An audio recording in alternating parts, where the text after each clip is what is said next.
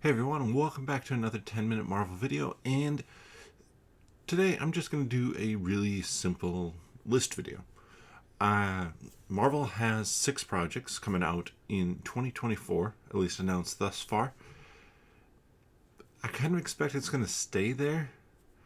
So let's talk about what those projects are real quick. And I'm going to do it in the order from least excited to most excited for them. So we're going to start with the animated Friendly Neighborhood Spider-Man. This one I think would have been higher. It has a cool kind of Archie animation style to it, or drawing style, I guess, because obviously Archie comic. And I really like that about it, but Friendly Neighborhood Spider-Man is now the name after it used to be, well, freshman year. So I'm worried that it's going to be like a one-off season. Freshman year definitely implied that probably getting 4 seasons of it, and that maybe they don't have anything as great as they had hoped for it. Then I think next I'm going to put X-Men 97. I know this one might be higher for some people. I watched definitely some of this growing up, and I do want to go through and try and get it watched prior to the show coming out, the original X-Men stuff, but I'm so on it. Having watched a handful of episodes of X-Men 97 thus far, or X-Men thus far, it's okay. Obviously, the target audience is a kid in the 90s. We're no longer in the 90s, and I'm no longer a kid. Then I'm going to round out the animated. Yeah, I'm going to round out the animated with Eyes of Wakanda. This one came out of nowhere. Basically, an animated series. Excuse me, I have to cough. Animated series about, well, vibranium going out into the world and kind of the Dora Milaje or others trying to get that back, but throughout history. So not necessarily a modern thing. Maybe even more King T'Chaka and prior. So I just don't know a ton about this one, and I think there could be some really interesting stories to tell. Then we're gonna go with Echo. I am very excited for Echo, and honestly, I'm quite excited for all of these, especially the top 4.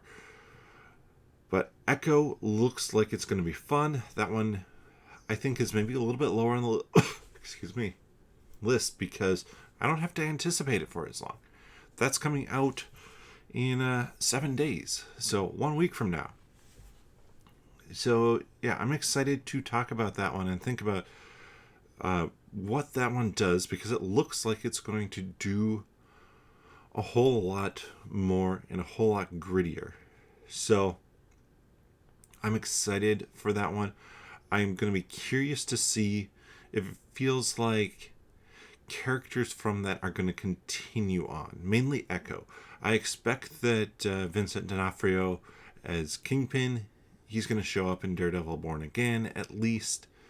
But does Echo continue then as a character, maybe in Daredevil Born Again, maybe in other stuff, maybe in Secret Wars, whatever it might be? How are they going to use that character? Or is this the last time? Because depending on how it goes, I could be fine either way. And this isn't me like being negative, like, oh, this might go poorly. But if they tell a good, tight story and they don't leave openings, or it feels like we've gotten what we need from the character, then why continue?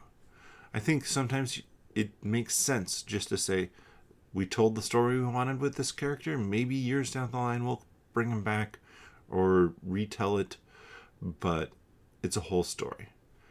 Then we're going to have Deadpool 3. This one I think will be the top one for a lot of people, but Deadpool 3 is going to be my number 2, just because I expect it to be good. I think I'm anticipating it less because I have some ideas as to what I expect from it.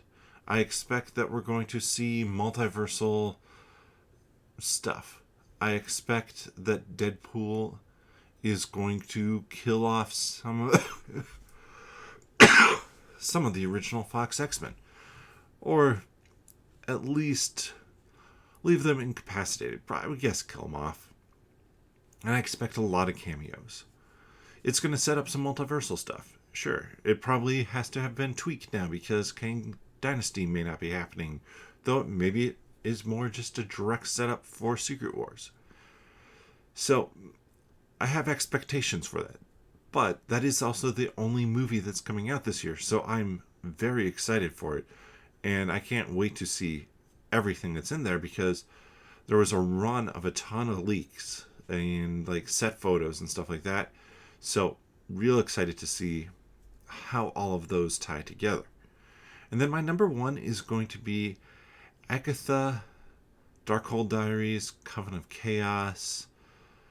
There's another one in there. Agatha All Along has been a rumored title change as well. This one, I'm just most excited for this one because I think it has the chance to do kind of the most. It has a chance to introduce some really cool characters. It brings us back to a character who, I mean, you could have just left Agatha in the Westview Hex or in her personal Hex in Westview, but she was a fun character. It felt like there was more story to tell, and we got an idea of her history, but we don't know what it is precisely. So are we going to get more history? Are we going to get more going forward with Wiccan and her multiversal stuff? I want to check out the Witch's Road comic run because some rumors it might be around that. So there's a lot of different questions about it, and I think it's going to also play a fairly important role in getting at least Wiccan, maybe Speed, into the MCU, into a position where they can be young Avengers. But those are the 6 MCU projects. And the animated ones may or may not be canon. It's a multiverse. They're canon, just outside of Earth 616. But let me know what order you would put them in. Do so down in the comment section below. And we might talk about what's coming up in 2024 on the 10-Minute Oral podcast. So links for that down below as well if you want to check that out, get caught up. But next week, we're going to be talking about What If, and then the following week, Echo. So there's going to be a lot of Marvel content coming out. With that, thanks for watching.